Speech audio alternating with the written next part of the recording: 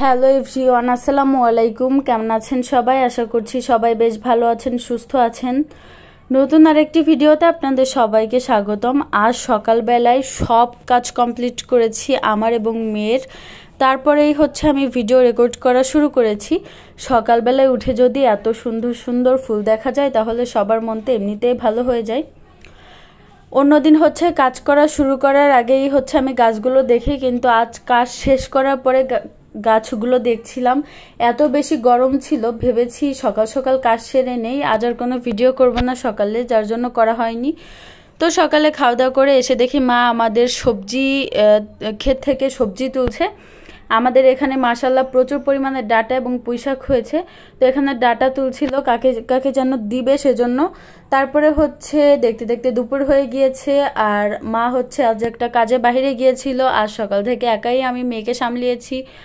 তো আজ আমি মেয়েকে নিজে গোসলও করিয়ে দিয়েছি। আলহামদুলিল্লাহ আমি সাকসেস। আমি তো ভেবেছিলাম পারবো না। তো দুপুরবেলায় আবার আমার অনেকগুলো কাপড় হয়ে গিয়েছে, ওগুলো ধুয়ে নাড়তে এসেছি। এসেই দেখি টুপ করে একটা আম পড়েছে। তো আমটা আমি কুড়িয়ে নিলাম। তারপরে কাপড়গুলো আস্তে আস্তে মেলে দিব। রেগুলার 4 থেকে 5 সেট ড্রেস নষ্ট হয়ে যায়। আর সব ড্রেস কিন্তু আমার মেয়ে নষ্ট করে, এত বারবার হিসু করে দেয় আর বারবার ক্লিন করতে হয়। তো এরপরে দেখি মা দুপুরে রান্না করেছে আমাদের চাষ করা পুঁইশাক দিয়ে ফলি মাছের ঝোল আর ভাত। তো আলহামদুলিল্লাহ এটাই ছিল আজকের দুপুরের খাবার। খুব তৃপ্তি করে খেয়েছি। মাছটা আমার কাছে অতটা মজা লাগে নাই, কিন্তু শাকটা অনেক বেশি মজা ছিল। তো আলহামদুলিল্লাহ অনেক তৃপ্তি সহকারে আজ খাবারগুলো খেয়েছি।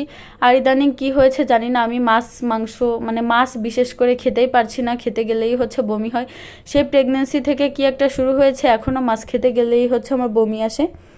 তো এরপরে দুপুরে খাবার খাওয়া শেষে দেখি আমার দেবর অর্থাৎ ভাইয়া একটা আইসক্রিম এনে দিয়েছে আমাকে।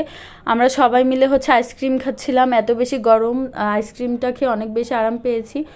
রাস্তার পাশ দিয়ে ফেরিওয়ালারা যাচ্ছিল, ওনাদের কাছ থেকে আইসক্রিমটা কেনা, বাট গরমে ভীষণ আরাম পেয়েছি। সত্যি বলতে কি আমার অনেক বেশি ঠান্ডা লেগেছে, ভেবেছিলাম আইসক্রিম খাবো না, কিন্তু গরমের কাছে নিজেকে হার মেনে আইসক্রিমটা খেয়েছি। আর আমার হাজব্যান্ড যদি এই ভিডিওটা দেখে আর যদি দেখে যে আমি আইসক্রিম খেয়েছি তাহলে আজকে আমার খবর আছে। তারপরে আমি বসে বসে বিকালে চা খাচ্ছিলাম। যতই গরম পড়ুক না কেন চা তো আমার খেতেই হবে। তো আজ সকাল থেকে চা খেতে পারি নাই, চা খাওয়ার সময় হয়নি। তো অবশেষে বিকালে আমি 1 কাপ চা খাচ্ছি।